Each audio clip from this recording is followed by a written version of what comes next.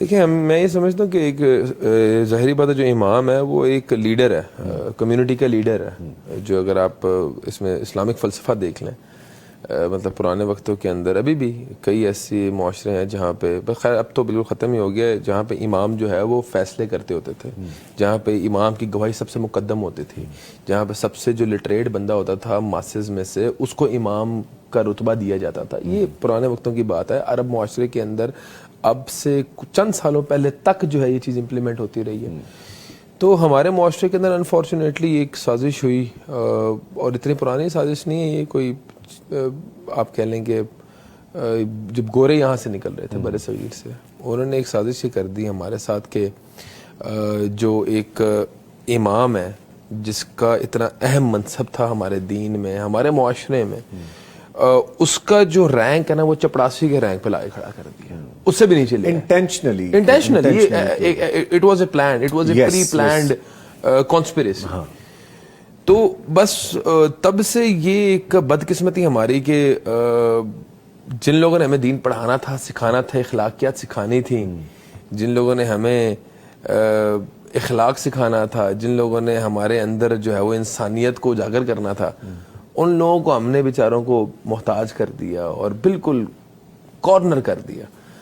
تو some how میں یہ سمجھتا ہوں کہ امام کو اسٹرانگ ہونا چاہیے۔ اس کے پیچھے یہ فلسفہ ہے کہ اگر امام اسٹرانگ ہوگا جی تو لوگ انسپائرڈ ہوں گے نا، دین سے انسپائرڈ ہوں گے نا، کہ یار اس ایک میں کہتا ہوں بچے کے اندر طلب ہونے چاہیے اس چیز کی، نہیں کہ میں اسٹیج پہ کھڑے ہو کے گانا گاؤں، بلکہ اس چیز کی کہ میں مصلی پہ کھڑے ہو کے امامت کراؤں۔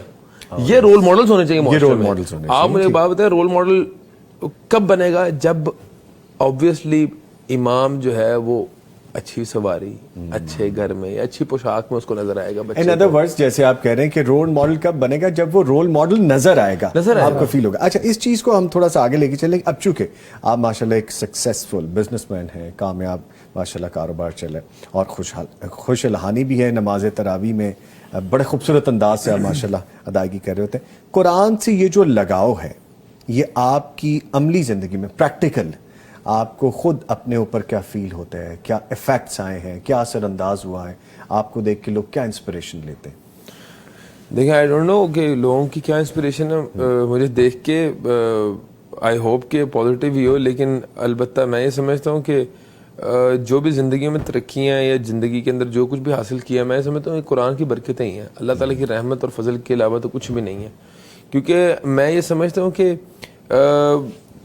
مطلب آئی نیور کلیم کہ میرے اندر ذہانت زیادہ تھی یا انٹیلیجنس زیادہ ہے یا کوئی ایسی چیز ہے۔ میں یہ سمجھتا ہوں صرف اللہ کا فضل اور کرم ہی ہے۔ اور جب آپ قرآن کا مشاہدہ کریں نا تو اللہ تعالیٰ نے فرما دیا وما تشاؤون الا ان یشاء اللہ رب العالمین، تمہارے چاہنے سے کچھ نہیں ہوتا جب تک میں نہ چاہوں۔ تو اللہ تعالیٰ نے ہر چیز اپنے اختیار میں رکھی ہوئی ہے۔ یہ ترقیاں، یہ عزت، یہ ذلت، یہ نفع نقصان، قل لا املک لنفسی نفعا ولا ضرا الا ما شاء اللہ، نفع نقصان اللہ کے ہاتھ میں ہے۔ وتعز من تشاء وتذل من تشاء، عزت اور ذلت اللہ کے ہاتھ میں ہے۔ تو انسان کے ہاتھ میں کیا ہے؟ انسان کے ہاتھ میں ایک ہی چیز ہے، وہ ہے اللہ کو راضی کرنے کی کوشش میں لگا رہے، بس دیٹس اٹ۔ اور کچھ بھی نہیں انسان کر سکتا۔ انسان کلیم ہی نہیں کر سکتا میں یہ کر دوں گا یا میں کر کے دکھاؤں گا، نہیں، اس انسان کی یہ اوقات ہی نہیں، انسان کی یہ جرت ہی نہیں، ٹھیک ہے۔ تو میں یہ سمجھتا ہوں کہ اللہ کا بہت بڑا فضل اور کرم میرے پہ یہی ہے کہ اللہ تعالیٰ نے مجھے میرے سینے میں قرآن کو اتار دیا، اور اللہ تعالیٰ مجھ سے ایک سال بعد یہ کام لے لیتا ہے کہ میں الحمدللہ اللہ تعالیٰ کا کلام پاک جو ہے وہ سنانے کی جو ہے وہ الحمدللہ ایک کوشش کرتا ہوں، پڑھنے کی کوشش کرتا ہوں کہ میں کچھ حق ادا کر دوں۔ بلا شبہ اس کا حق ادا تو نہیں کیا جا سکتا، لیکن پھر بھی اللہ تعالیٰ کی میں کہتا ہوں سب سے بڑی نعمتوں میں سے یہی ہے ایک نعمت کہ جو اللہ تعالیٰ نے مجھ سے جو قرآن کا کام لے رہا ہے۔ اور سیکنڈلی دنیاوی جو بھی نعمتیں ہیں، دنیا کے اندر جو بھی ترقی ہیں، وہ میں سمجھتا ہوں اس وجہ سے ہی ہیں، یہ اللہ تعالیٰ نے قرآن کی برکتوں میں سے دی ہیں اور کوئی وجہ نہیں۔